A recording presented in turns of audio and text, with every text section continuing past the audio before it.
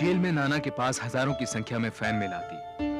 Nana भॉय we love you, नाना भॉय हम तुम्हारे साथ हैं। जहां एक तरफ प्रेस ने उन्हें हीरो बना दिया था, वहीं दूसरी तरफ सोफिया और बच्चों को ताने सहने पड़ रहे थे। इसका एहसास नाना को अपने बड़े बेटे टिडली की चिट्ठियों से होता। डियर डैडी, आप घर कब आएंगे? आप गुस्सा होंगे, लेकिन मैंने राहुल की पिटाई कर दी। He is no longer my best friend.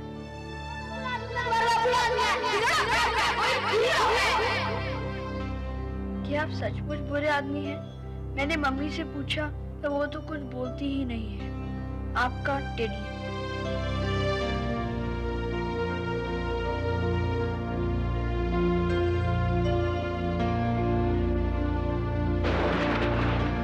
Mrs. Sophia, Nana boy, will you please come to the witness box? Sophia, you've got to stand by him. उसको अब केवल तुम ही बचा सकती हो।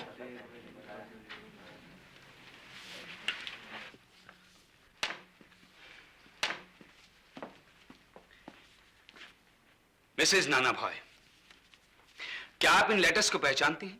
जी। किसने लिखे? प्राण सलूजा ने मुझे। क्या ये चिट्ठियां कहीं भी दर्शाती हैं कि प्राण सलूजा आपसे शादी करना चाहता था? जवाब दीजिए, जवाब दीजिए मिसेज नाना भॉय। आपके जवाब पर किसी की जिंदगी का फैसला होगा। चिट्ठियों में शादी का कोई वादा नहीं किया गया है। सोफिया ने प्राण की चिट्ठियों का सहारा लेते हुए कहा कि उसे खुद नहीं मालूम था कि प्राण उससे शादी करेगा या नहीं। उसने कोर्ट को बताया कि वारदात के दिन नाना प्राण के घर कत्ल के इरादे से नहीं, बल्कि इसी सवाल का जवाब पाने के लिए गए थे।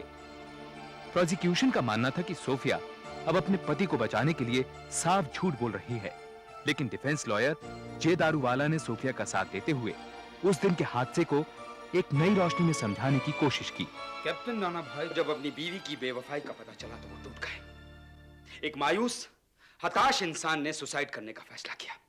उसने झूठ बोलकर सर्विस रिवॉल्वर अपनी जान लेने के लिए लिया था। मगर उसके मरने के बाद उसके बच्चों का क्या होगा? क्या प्राण सलूजा वाकई सोफिया से शादी करेगा? उस शाम यही जानने के लिए मेरा क्लाइंट प्राण सलूजा के घर गया। अरे नाना, तुम ऐसे बेडरूम में? सोफिया बच्चों का क्या होगा? वो तुम्हारी प्रॉब्लम है यार, तुम संभालो। शादी का वादा किया तुमने सोफिया से, तो सो व्हाट? मैं ये जानना आया हूं कि तुम मेरे बच्चों को पागल हो गया हो क्या? इस तरह से हर एरी गरी राह चलती औरत के साथ शादी करता रहूंगा, उसके बच्चों को संभालता रहूंगा। यहाँ तो अनाथ आश्रम बन जाएगा यार। प्राण सलूजा सोफिया एरी गरी औरत नहीं है। तुमने सोफिया से शादी का वादा किया या नहीं? रिलैक्स, मैं सैकड़ों वादे करता हूँ और इस तरह से हर वादा निभाता रहा तो हरम खोलने के लिए तुम जिंदा नहीं बचा।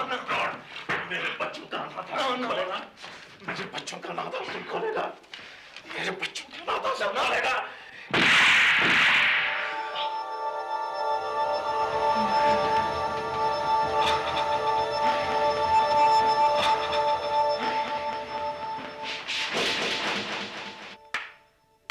वाह जनाबे वाले, क्या उम्दा कहानी गढ़ी है। शब्दों के बेहतरीन इस्तेमाल से जज्बातों को क्या जगाया है, लेकिन ये सबूत नहीं है। प्रोसिक्यूशन लॉयर सौमित्र बोस के अनुसार हाथापाई की दलील में दम नहीं था। सरकारी क्रिमिनोलॉजिस्ट ने इस बात की पुष्टि की। उनके अनुसार नाना को गोली चलाने से पहले रिवॉल्वर का सेफ्टी कैच छुड़ाना पड़ा होगा, जो कि हाथापाई के दौरान मुमकिन नहीं था। इस दलील का सामना करने के लिए डिफेंस लॉयर दारूवाला ने कमोडोर नंदी को कोर्ट में पेश किया।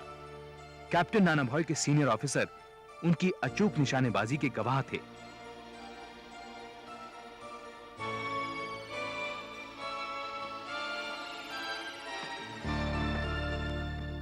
कमोडोर नंदी, कैप्टन नाना भॉय का निशाना कैसा है? हमारे सबसे अच्छे निशानबाजों में से एक हैं वो। अगर प्राण सलूजा को मारना चाहते तो उनके जिस्म के एक एक ऑर्गन में गोलियां चुन चुन के अलग अलग मार सकते थे।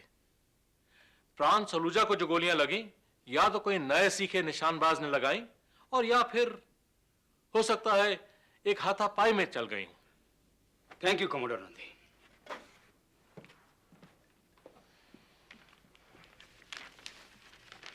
यह है डॉक्टर एबी बालिगा की रिपोर्ट। ये जो इस बात की तफ्तीश करती है कि जिस ढंग से, जिस एंगल से प्राण सलूजा को गोलियां लगी थी वो हाथापाई के दौरान चली थी। मगर यह हाथापाई क्यों हुई योर लॉर्डशिप? डिफेंस का कहना है कि हाथापाई की वजह प्राण सलूजा का सोफिया से शादी ना करना था, राइट? लेकिन प्राण सलूजा सोफिया से शादी करना चाहता था। ये 3 कागजात इस बात को प्रूव करते हैं। प्राण सलूजा की चिट्ठियां जो चीख कर कह रही है सोफिया मुझसे शादी करो। सर, आपने मुझे ये बात बताई नहीं। सोफिया के चरित्र पे कोई आंच नहीं आनी चाहिए, चाहे कुछ भी हो जाए। कोर्ट में सबूत के तौर पर 26 प्रेम पत्र पेश किए गए, सोफिया के प्राण के नाम और प्राण के सोफिया के नाम। इन खतों में प्राण की प्रेमिकाओं की चिट्ठियां भी शामिल थीं। एक खत था पैन का, जिसकी प्राण से तथाकथित रूप से शादी हो चुकी थी। बड़े बच्चों पर अब कोई आंच नहीं आएगी। सारे इंतजाम मैंने कर दिए हैं, इंश्योरेंस whatever। और मेरा? समझदार हो, समझ जाओगी। मैंने कोर्ट में झूठ बोला था कि प्राण मुझसे शादी करना नहीं चाहता था। तुम रिहा होकर वापस आओगे, मेरा विश्वास है। विश्वास सोफिया, विश्वास कभी वापस नहीं आता। क्या अक्यूज्ड अपनी सफाई में कुछ कहना चाहेगा?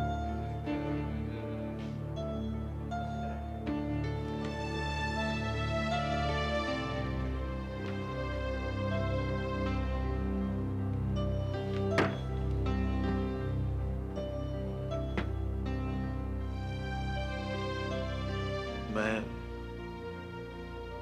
अपनी सारी जिंदगी दूसरों के लिए जिया हूं सर। देश के लिए, बच्चों के लिए,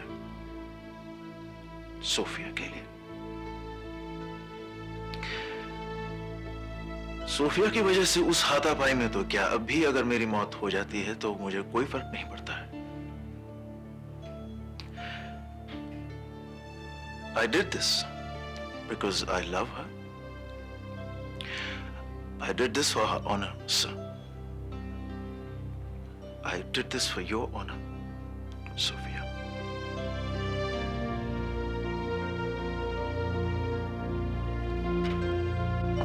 मेंबरान जूरी, आपने दोनों पक्षों की दलीलें सुनी। अब मैं आपको यह बताना चाहूंगा कि दफा 302 के तहत कत्ल की सजा मौत या उम्र कैद है, मगर दफा 300 के तहत अगर कत्ल किसी के उकसाने पर अचानक आवेश में हुआ तो वो कत्ल नहीं माना जाता। It's an exception. अब एक आदमी की जिंदगी का फैसला आपके हाथों में है। कोई भी होता यही करता। जूरी को निर्णय लेने में 140 मिनट का वक्त लगा। नाना का मार्मिक बयान, प्राण का आशिकाना मिजाज, डिफेंस की हाथापाई की दलील, मीडिया की उत्तेजना और पब्लिक सिंपैथी। फैसला आसान नहीं था। क्या मेंबरान जूरी किसी फैसले पे आए? We have your honor। Court को फैसला सुनाइए। ये जूरी 8 के मुकाबले 1 के मत में फैसला करती है कि captain Nana Bhoy versus state of Maharashtra case में डिफेंडेंट बेगुनाह है, उसे बाइज्जत बरी किया जाए।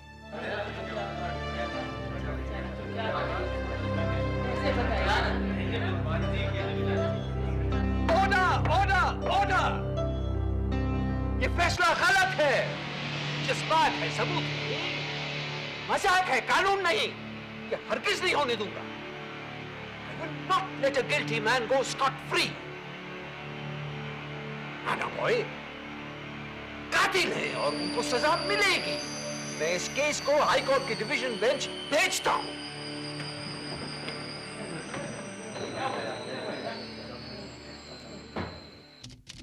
हाई कोर्ट में केस पर एक नए सिरे से बहस शुरू हुई। 9 महीने की बहस के बाद हाई कोर्ट ने कैप्टन नाना भॉय को इंडियन पीनल कोड की दफा 302 के तहत मुजरिम करार देते हुए उम्र कैद की सजा सुनाई। नाना भॉय ने सुप्रीम कोर्ट में अपील की, लेकिन सुप्रीम कोर्ट ने हाई कोर्ट का फैसला बरकरार रखते हुए उन्हें पूना जेल भेज दिया। सुप्रीम कोर्ट के फैसले पर पारसी कम्युनिटी और बंबई की जनता में तहलका मच गया। नेवी से भी इंसाफ की मांग तेज हो गई। अब नाना भॉय का मामला राष्ट्रपति को सुपुर्द कर दिया गया। 2 साल की जेल के बाद 1964 में राष्ट्रपति ने नाना भॉय को माफी दे दी।